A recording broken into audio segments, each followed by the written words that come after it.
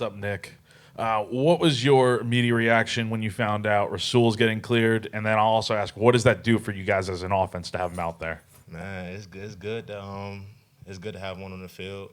Permanently. Like we not in the back of my mind thinking, is he gonna be here? Is he not gonna be here? Man, that boy's a difference maker. Like me and Coach Furry, you know, like once he was cleared, he told me he went to go watch his highlights and like that boy's a dude. And I'm like, I'm proud. I'm proud for him to be one of our backs. I'm gonna block my butt off for him. Just proud that he got through that situation. He kept level-headed. He kept God, on his side, and then everything prevailed for that. Just from a preparedness standpoint, how much further along are you now that we're into the first game week of the season than you have been the last 2 years here? Light years.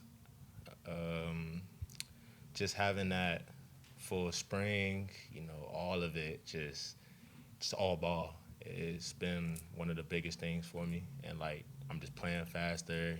I know more. I'm seeing things easier. I'm starting to see things faster. I'm just starting to go into plays faster, get out of my routes faster. So it's just like the preparation that I've been putting on myself. It's just like this is a regular practice week for me. Even though it's a game, I'm just taking it that same way, just mentally preparing how I prepare for it. You obviously just said you're trying to take it like a regular week, but how excited are you? What when you're just sitting around thinking about that stuff? What's going through your mind? Hey, just any ball that comes to you, got to catch. Any person you got to block, you got to block. And just don't mess up on the small details. Don't let the moment get too big. Just go play how you've been playing.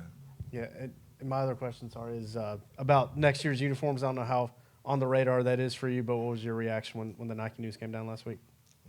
I see what I got on. I got that Nike on, but Nike's been,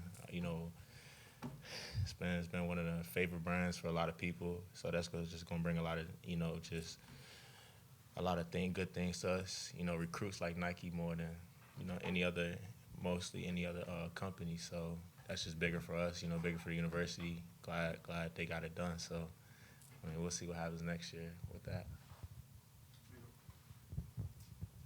Luke Doty was in here earlier talking about how your work ethic now reminds him a lot of Xavier Legette. How much have you kind of taken from him into preparation for this season? That whole 2023 season, I think it was, just mental reps of like how he practiced, how he worked in the film room, he worked off the field, and I just took that into my own and just elevated myself from that. Like, you seen Zay go from, not being a guy talked about to, the last pick in the first round.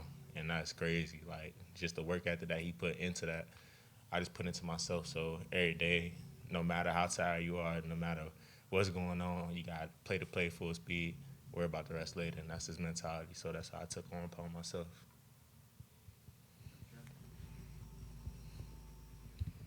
Nick, when you pull up the tape on Sewell, what sticks out about him?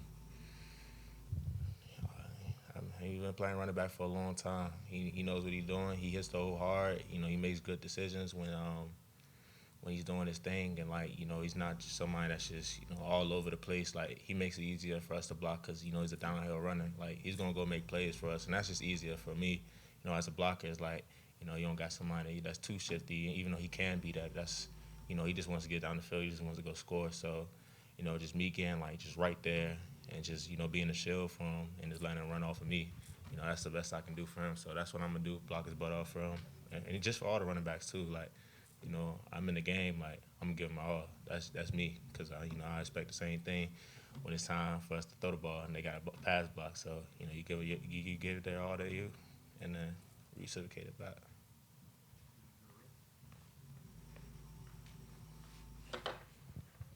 Yeah, going back to Luke Doty, when he was in here, he told us that he told you how much better you've gotten and your improvement. What does it mean to you to have a veteran like him say things like that about you, but also to be a guy that you can lean on for some advice? Luke's been he's been a bigger part of my development. Every day since January, I've been with him in the weight room, and that's just helped me there. Just seeing how he takes part of things, and then just he's so detailed about everything. So you just got to pick his brain. That's Coach Doty at the end of the day.